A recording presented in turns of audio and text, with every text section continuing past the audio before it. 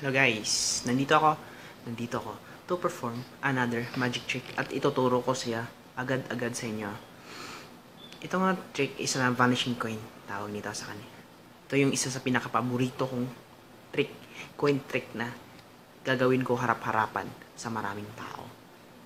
Hihiramin ko lang yung coin niya, palagyan ako ng signature. Ito yung ginagawa ko. Tapos, all you need is lagay mo lang yung coin dito. Papasok mo siya dito.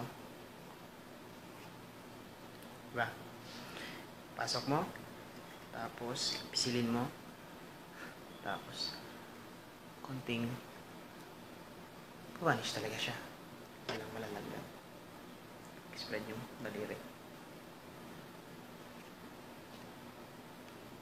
Tapos, pag kunin mo, doon pa rin kukunin mo. Diba? So, isa to sa pinaka-paborito ko.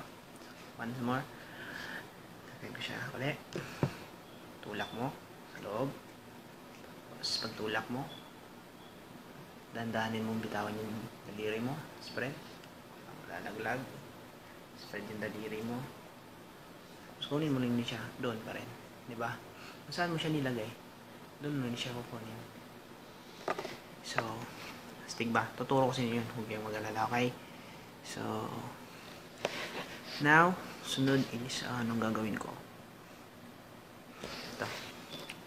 Vanishing pencil. Ginagawa ko to. Ito yung pinakauna.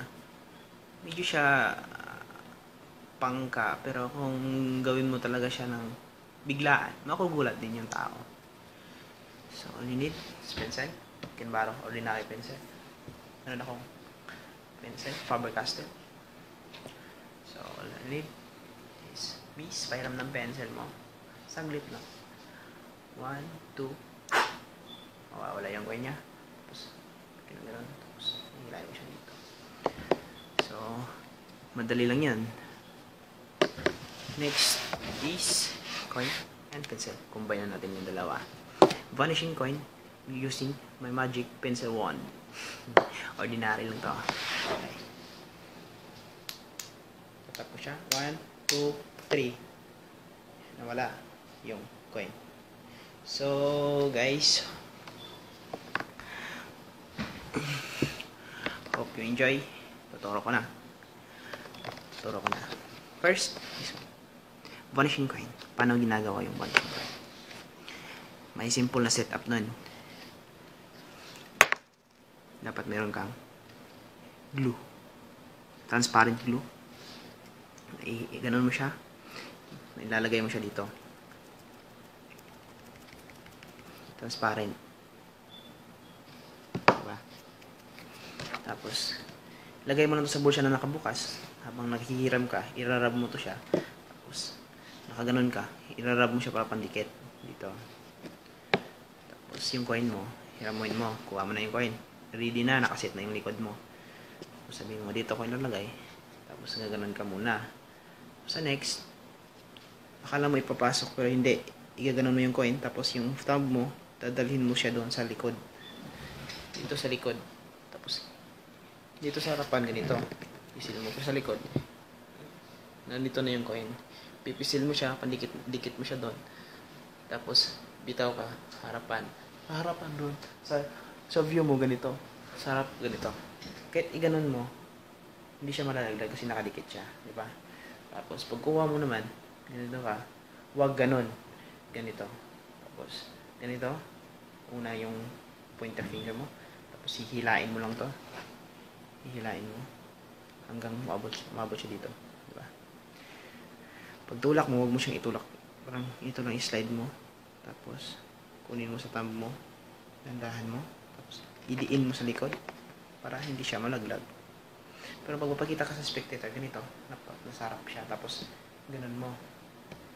Hindi na isipin kasi kung nasa likod, malalaglag siya sa isip ng tao, di ba?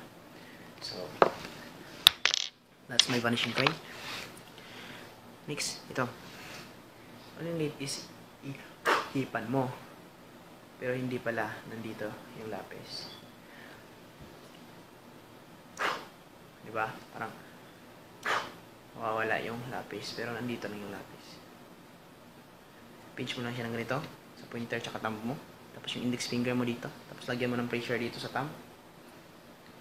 Tapos itulak mo siya dito. Tapos bitawan mo para mabilis yung pagtago. Tapos itutulak mo ng index finger mo. Ganun. Tapos i-upper mo siya ng ganun. Pwede. Tapos okay. Okay na ba? So hope you enjoy my video. So don't forget to like, share, or you can share it, comment, any bad comment, good comment, kayo po bahala. Basta tinuruan ko kayo the way na gumawa ako ng isang magic tricks. Isang magic tricks lang yan. So bata pa ako, marunong ako mag magic trick. Gusto ko naman kayo matuto ng magic trick. Ginagawa ko yan sa mga barkada ko. Tapos sa mga pinsan ko, sa maraming tao. May natripan na akong huwag magican dyan sa public, sa eskwelahan. Ganun. So guys, ingat. This is Johnny Rojas from Jubail, KSA, Saudi Arabia.